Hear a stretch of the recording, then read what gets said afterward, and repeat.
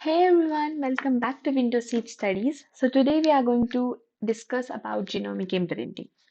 So we all know that life starts from a single cell known as zygote, which is formed after fertilization of an egg and a sperm.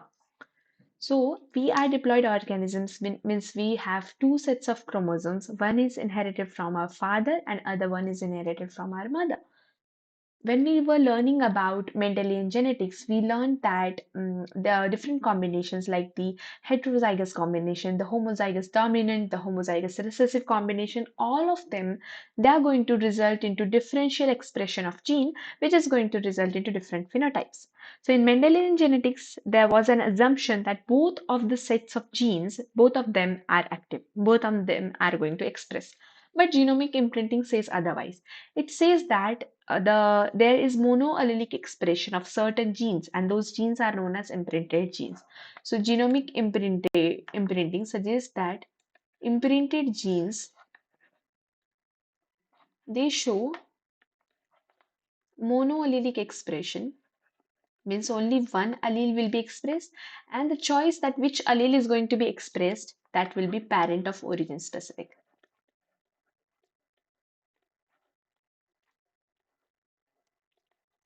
Okay, so when an organism has got its genetic material, one from the one chromosome from mother and the other chromosome for father. So this is maternal genome and this is paternal genome. And so both of them has a gene known as gene A. And let's assume that this gene A is imprinted gene. If the gene A is imprinted, then it will only show monoallelic expression. So either the maternal set of gene will be active or the paternal gene will be active. So let's say that it is already decided that the paternal gene is going to be active. So this is parent of origin specific. So for understanding about genomic imprinting, we have to know about a certain hypothesis, which is quite interesting. And that hypothesis is known as parental conflict hypothesis. So how this parental conflict hypothesis tells us that genomic imprinting is important. That's what we are going to discuss now. There was a hypothesis given in the like a few decades ago, and this suggested about a tug of war, a kind of tug of war between the parents due to their difference of opinions. So mother and father, both of them are different individuals, so they have different opinions about how a comfortable growth can be for their progeny to reach a certain reproductive stage, right? So the goal that both father and mother they have to attain is that their progeny, their child is going to reach to the reproductive stage, to the reproductive maturity, to that age. But there is difference of opinion. They think that to reach this certain goal, the path that they should choose that is somewhat different. So father thinks that increasing the number of progeny will help us to rule out the possibility of failure. So it suggests that if we kind of have 100 babies, at least 5 or 10 of them will reach to the reproductive age. But mother has somewhat different opinion. Mother suggests that the baby should be fit enough to provide the nourishment to the future progeny, and that is why instead of increasing the number of progeny, mother gives the priority to having the nourishment to the baby. So it believes into the proper distribution of the resources between its progeny so that the number of progeny is less, but they will reach to the reproductive age due to proper resources, proper nourishment.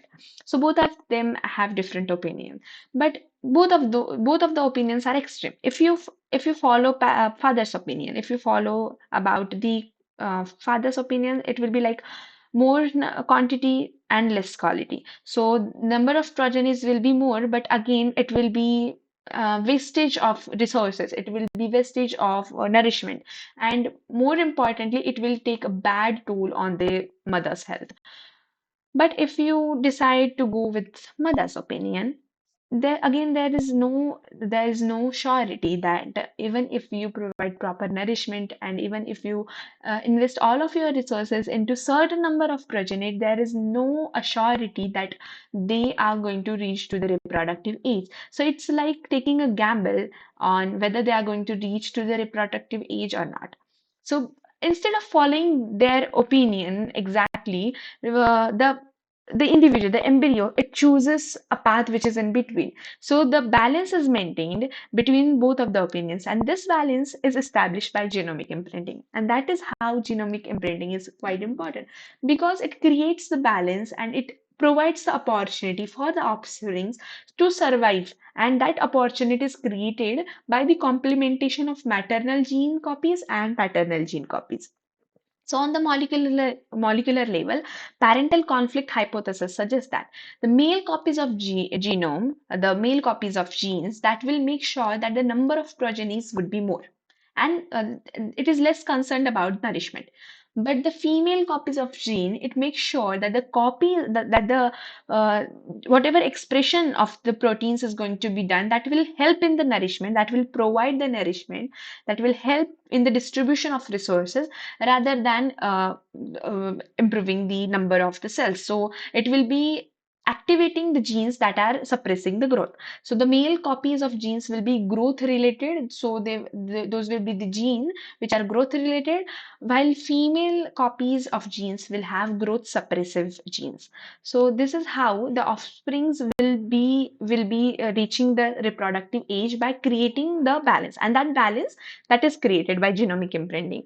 And that is why in genomic imprinting, it is suggested that the certain genes known as imprinted genes, they have monoallelic expression, means only one allele will be expressed depending on what condition that embryo needs, like depending on what it needs.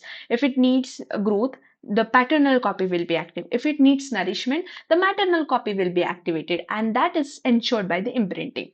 Okay, so I hope this is clear to you all. In next lecture, we will learn about the how the why imprinted genes, how they remain same generation after generation, and how it is maintained from one generation to next generation. As well, we will also learn about the differences between dosage compensation versus genomic imprinting.